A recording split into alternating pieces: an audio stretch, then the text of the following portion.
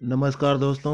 आज एक बहुत ही महत्वपूर्ण लेक और सामान्य से दिखने वाले प्रश्न के बारे में चर्चा करते हैं कि ऊंचाई के स्थानों पर तापमान कम क्यों होता है जबकि गर्म हवा ऊपर की ओर ही उठती है। हम कहते हैं कि हवा गर्म होती है तो ऊपर उठती है, और ऊपर उल्टा जब हम पहाड़ों पर जाते हैं या ऊंचाई के स्थानों पर जाते हैं तो उल्टा हमें वहाँ ठंड लगती है। यानी ये दोनों विरोधाभासी बातें जो हैं हम करते हैं। हम एक तो कहते हैं कि गर्म हवा ऊपर की ओर जाती है, और फिर ऊपर के स्थानों पर हमें ठंडी भी लगती है। तो आइए इसका कारण समझने की कोशिश करते हैं। प्रश्न बेहद सामान्य सा है, लेकिन हमारा जो है आकर्षण चाहता है तो हम इसके बारे में समझने का प्रयास करते हैं कि जैसे जैसे हम पृथ्वी की सतह के ऊपर की ओर जाते हैं, गुरुत्व का प्रभाव कम होने के कारण वायु दाब भी कम होता जाता है। वायु का जो दाब है यानी कि प्रेशर है, वह ऊपर के स्थानों पर कम हो जाता है, बिकॉज वहाँ पर गुरुत्वाकर्षण बल जो है वो कम होता है। वायुमंडल की हवा गर्म होकर आयतन में वृद्धि के कारण आसपास की ठंडी हवा की तुलना में हल्की हो जाती है।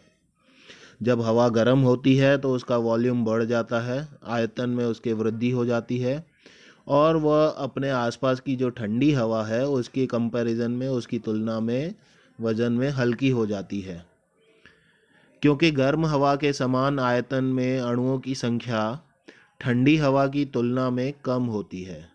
जितने वॉल्यूम, सपोज एक यूनिट वॉल्यूम जो है गर्म हवा का ले लीजिए आप, और एक यूनिट वॉल्यूम ठंडी हवा का ले लीजिए, तो गर्म हवा वाला जो वॉल्यूम है उसमें अणुओं की संख्या ठंडी हवा वाले वॉल्यूम से यानी कि आयतन से कम होती है। अब आर्किमिडीज के उत्प्लावन के सिद्धांत के कारण, उत्प्लावन का सिद्धांत जिसे हम बायोन्सी फोर्स कहते हैं, कि उत्प्लावन के सिद्धांत के कारण हवा से भरा एक गुब्बारा पानी में ऊपर ही तैरता रहता है। गुब्बारे को पकड़कर पानी में नीचे ले भी जाएं तो वह छोड़ने पर वापस पानी की सतह पर ऊपर की ओर आ जाएगा। गर्म हवा भी उत्प्लावन बल के कारण ऊपर की ओर उठती है, लेकिन जैसे जैसे वह हवा ऊपर की ओर उठती है तो अधिक वायु दाब वाले क्षेत्र से कम वायु दाब वाले क्षेत्र की ओर जाती है। जैसे हमने पहले बोला कि नीचे कम ज़्यादा दाब होता है और ऊपर कम होता है दाब, वायु दाब। तो गर्म हवा उत्प्लावन के कारण ऊपर जाती है, यानी कि कम दबाव वाले क्षेत्र में जाती है, इसलिए वह फैलने लगती है। हवा पर कम दबाव आएगा तो वह फैलती है, यह हम सबको मालूम है। तो ऊपर की ओर कम दबाव होता है, कम दाब होता है, तो जैसे हवा ऊपर जाती है तो वह फैल जाएगी। फैलने से इसका तापमान और भी कम हो जाता है। जैसे हम जैसे चाय, गरम गरम चाय को हम एक प्लेट में डालकर रखते हैं, यानी कि उसको फैला देते हैं तो वह थोड़ी ठंडी हो जाती है, वैसे ही कोई भी चीज़ जब ज़्यादा आयतन में फैलेगी तो उसका तापमान कम हो जाएगा। फैलने से इसका तापमान कम हो जाता है। यह ठीक उसी तरह है जैसे साइकिल के पहिए की ट्यूब से निकली हुई हवा हमें ठंडी महसूस होती है। जैसे जैसे हम ऊपर की ओर जाते हैं, वायुमंडल बहुत ही विरल होता जाता है, यानी बहुत ही डिम होता जाता है, लाइट होता जाता है, बहुत ही कम मात्रा में होता जाता है। अर्थात प्रति घन मीटर आयतन में अणुओं की संख्या निरंतर कम होती जाती है। वातावरण में अणु ही ऊष्मा को ग्रहण करके रखते हैं। गर्मी जो है, ऊष्मा जो है, वो अणुओं में बंधी रहती है। अब जैसे ऊपर जाएंगे, अणुओं की संख्या कम होती जाएगी तो ऊष्मा ग्रहण करने की शक्ति भी कम होती जाएगी। इसलिए अणुओं की संख्या कम होने के कारण ऊंचाई पर वायु द्वारा ऊष्मा ग्रहण करने की क्षमता भी कम हो जाती है।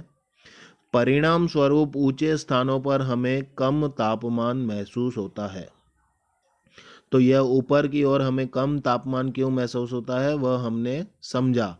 एक दूसरा कारण, जब हम ऊपर नीचे की बात करते हैं तो ऊपर और नीचे के हालातों को कंपेयर करते हैं कि नीचे गर्म क्यों मिलता है। पृथ्वी सौर किरणों की ऊर्जा को अवशोषित कर गर्म हो जाती है। पृथ्वी गर्म कैसे होती है? वह सौर किरणों को अवशोषित कर लेती है, अपने अंदर समा लेती है, जिसे वह अवरक्त किरणों के रूप में उत्सर्जित करती है।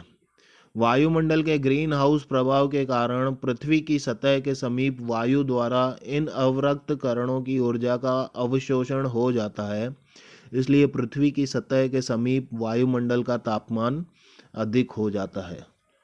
तो यह सामान्य सा लगने वाला प्रश्न इस वैज्ञानिक तथ्य के आधार पर हमें समझने का प्रयास करना चाहिए।